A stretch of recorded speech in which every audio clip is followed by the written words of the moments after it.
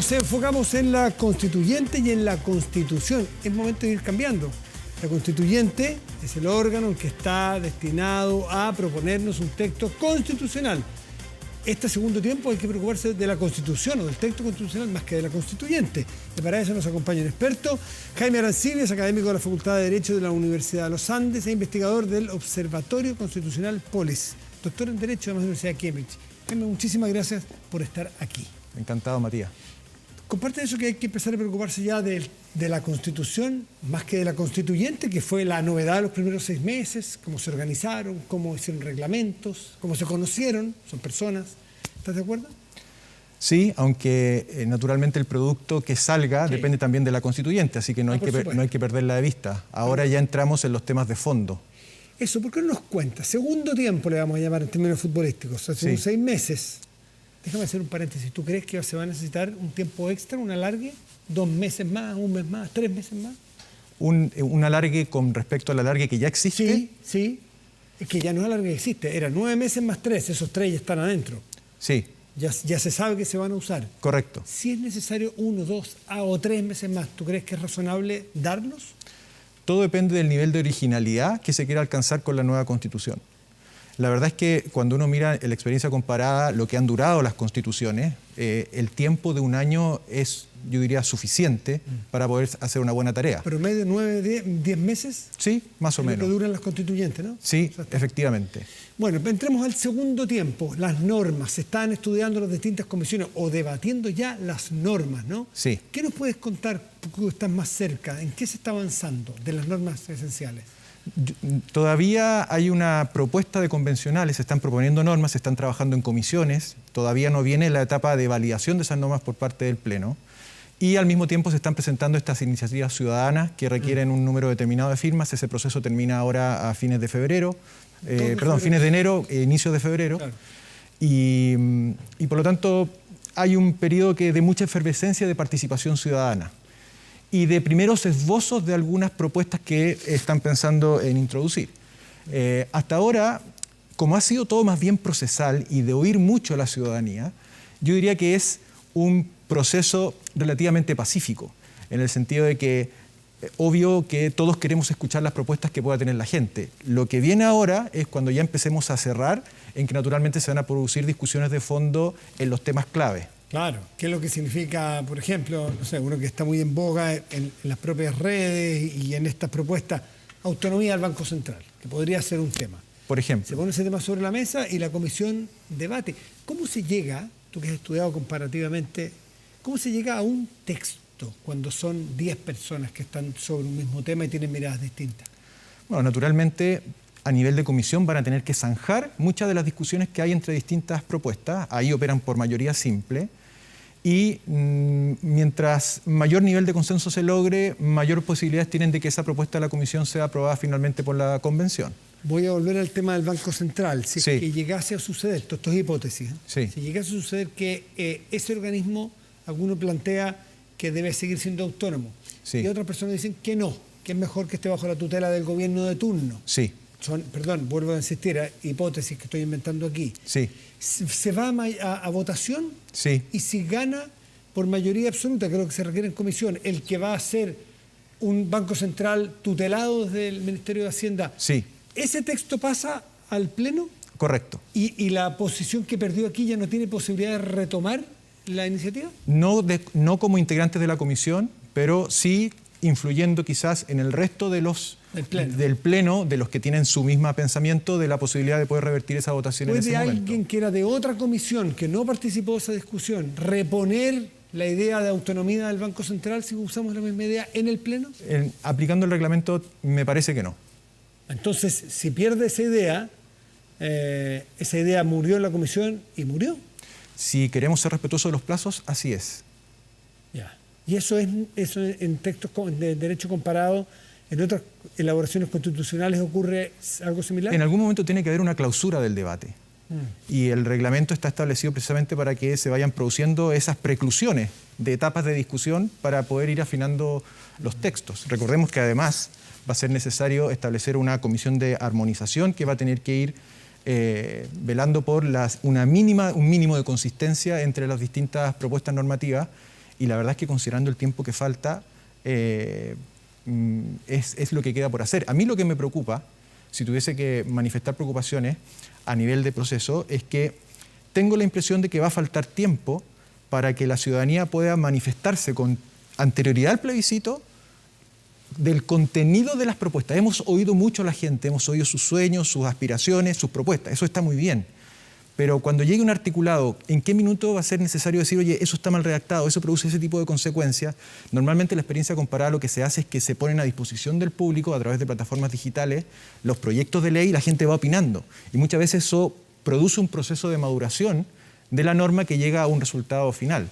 Lo digo porque, si bien la legitimidad de la convención está basada en la elección popular de su representante, claro, no deja de existir un elemento técnico que tiene que estar presente porque estamos redactando al final una norma jurídica. Y ahí, aunque la recomendación viene muy de cerca, creo que los abogados tienen un rol fundamental que cumplir para que quede bien redactada, porque mientras peor redactada queda, mayores posibilidades hay de inseguridad jurídica y de que la interpretación finalmente de la Constitución termine produciendo en cualquier cosa. Ya, pero hay un momento en que se vota, se aprueba por 2/3 y esa norma queda. Sí. Queda a este lado los que van quedando, a este lado lo que no va quedando. Sí, correcto. Y lo que va quedando se armoniza y se hace un texto y se propone. Sí. La ciudadanía tiene un solo voto. Sí. Aprueba o rechaza. Sí. Sí o no. Y tiene que equilibrar si más le gusta o menos le gusta. No creo que a nadie le guste el 100% o le disguste el 100%. O sea, así tiene que hacer un discernimiento ponderado. Sí, así es. Eso es normal, es así, ¿no? Es así. A ver, podría haber sido distinto. Yo soy un crítico en parte del proceso, no por el proceso en sí mismo, sino que obligó a Chile a someterse a una decisión binaria. ¿Apruebas o rechazas la Constitución? Ahora, ¿apruebas o rechazas el texto? En circunstancias que la vida es matizada. ¿Qué alternativas había? ¿Cómo se ha hecho en otros países? Reforma. Yo habría introducido una tercera pregunta, ya no vamos a llorar sobre la leche derramada, pero yo habría introducido una tercera pregunta en la papeleta del plebiscito mismo diciendo, bueno, apruebo, rechazo o mecanismos de reforma, acordados por una convención en determinados capítulos. Reformar la Constitución vigente. Correcto. Y lo mismo ahora, a lo mejor hay un espacio, ya no existe porque la Constitución no lo prevé así, pero yo lo que preguntaría a la hora de prometer es, ¿aprueba la Constitución vigente, la propuesta constitucional, o crees que no está suficientemente madura como producto para efectos de que a lo mejor sea parte de una nueva negociación política? Ahora, cada sector político va a tener que elegir muy bien las batallas que quiera dar para que queden en la Constitución, porque dependiendo de la sensibilidad de la ciudadanía pueden haber cosas que una vez incluidas tú digas, no hemos dado el gustito de incluirla, pero estamos arriesgando severamente la posibilidad de que alguien lo rechace, porque si hay algo que yo creo que le haría mal al país es que esta Constitución sea aprobada o rechazada por un 50% y algo más. Lo propio de una Constitución como norma supramayoritaria es que tenga que tener un amplio grado de respaldo. Y así ha sido las constituciones que han durado más en el tiempo y que han sido objeto de mayor estabilidad, son aquellas que han tenido un amplio grado de aprobación. El otro día en una entrevista yo sugería ver el caso español. ¿Por qué la Constitución española, después de 200 años de enfrentamientos, de guerras civiles entre distintos bandos, a partir de 1978 se logra un consenso amplio que ha hecho que esa Constitución, más allá de sus defectos, ha durado 40 años? ¿Sabes cuál es el porcentaje de aprobación de la...? Sí. Más del 90%. ¿Y cómo lo lograron? Venían saliendo de una dictadura pocos años antes, es decir, un proceso que es bastante conflictivo, encontrado los dos.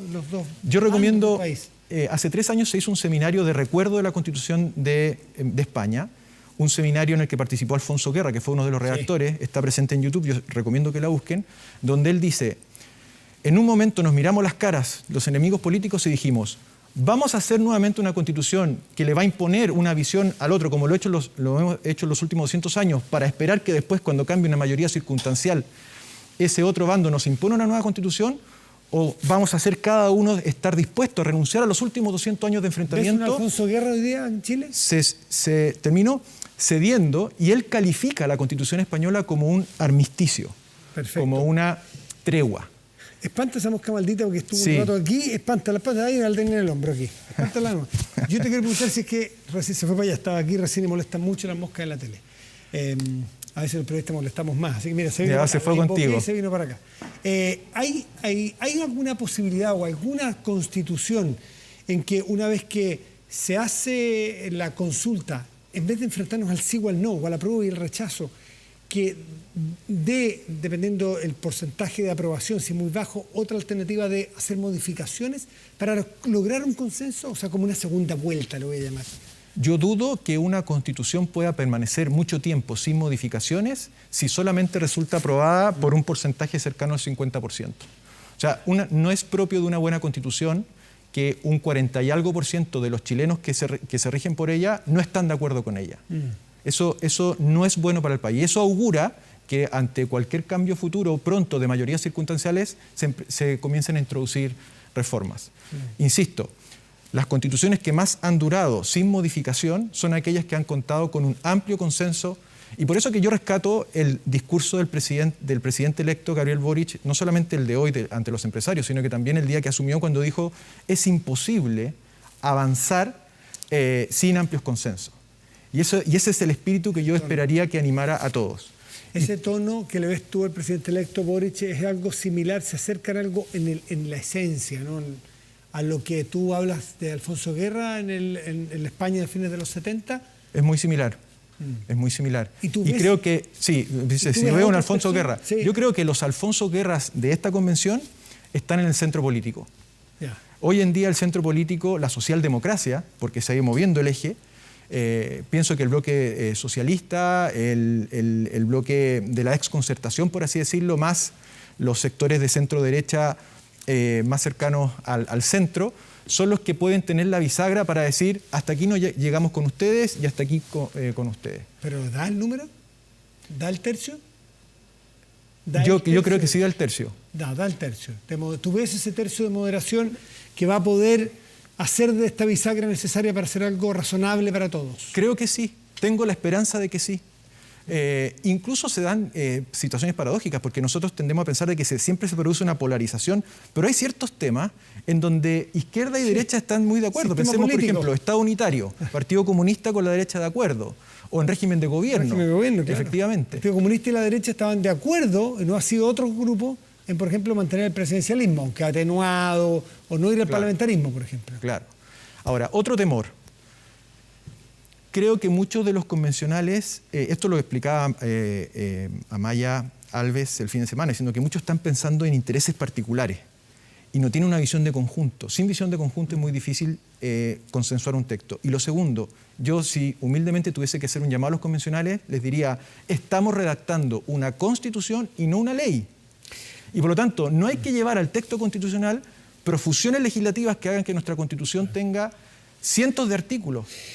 Porque eso... o también que, como llama Peña en su último libro de esta política identitaria, que no haya constituyentes que vayan a tratar de inspirar un espíritu identitario en temas. Así es. O único. O sea, yo soy el constituyente experto en temas de medio ambiente. Sí. Me importa que esté el medio ambiente y súper profundizado y ampliado, pero tú eres constituyente y tienes que preocupar del sistema político, del sistema económico, de un montón de otros temas. Correcto. A eso te refieres tú con esa mirada global, ¿no? Esa es la mirada global, que es lo que podríamos calificar yo alguna vez la califiqué de probidad constitucional.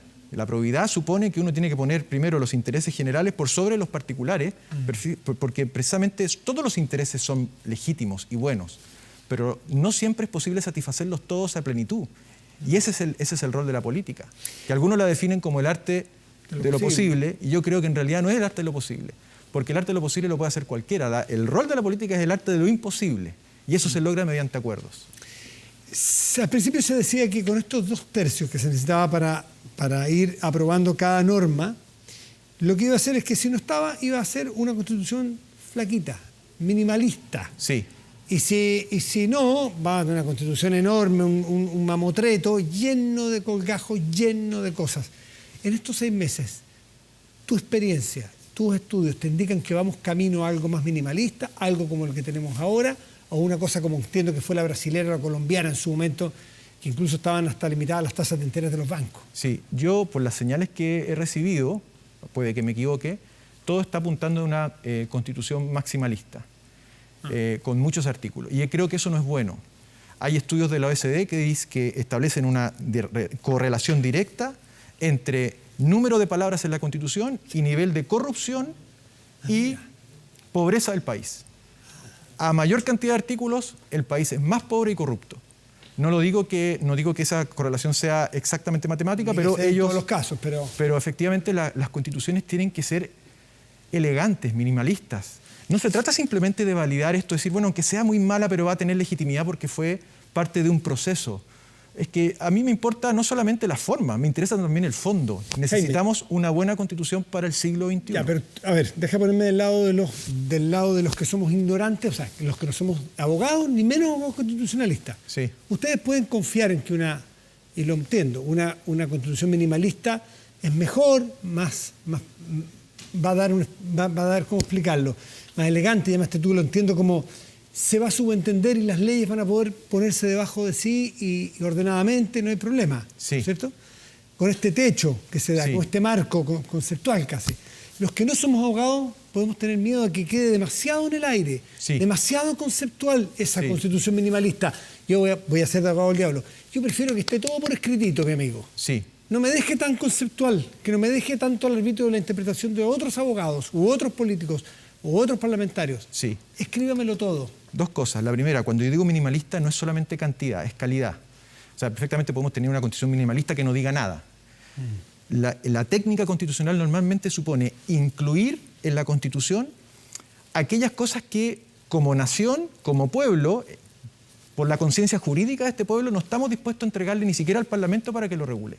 Ese es el tipo de norma que tiene que estar. La prohibición de la tortura. Nosotros estamos dispuestos a que si cambian mayoría circunstancial en el Congreso con 50% más uno, ¿vamos a validar la tortura en contra de personas? ¿O la discriminación en una serie de materias? No, yo, aunque el Parlamento se ponga de acuerdo en un 100%, bueno, en ese caso habría reforma constitucional, pero en un 60% no estoy dispuesto porque este es un valor jurídico esencial. Ese es el tipo de norma que tiene que estar. Algunos autores dicen en la Constitución tienen que estar solamente aquellas materias por las cuales uno estuviese dispuesto a dar la vida con tal de defenderla. Por ejemplo, en materia de derechos fundamentales. ¿Estaremos dispuestos a que se pase a llevar la intimidad del hogar, el derecho a la honra, el derecho a la seguridad y libertad individual? ¿Así de elevados deben ser los preceptos constitucionales? Por regla general, sí, con las precisiones, dos cosas. Con las precisiones que la historia del país diga que es necesario precisar. Y aquí a cada país se le aprieta el zapato en temas distintos. Dame un ejemplo para Chile. ¿Qué cosa debe precisarse en la Constitución chilena a tu juicio? Ya la historia nuestra ha dicho, por ejemplo, en materia de obediencia a los fallos judiciales.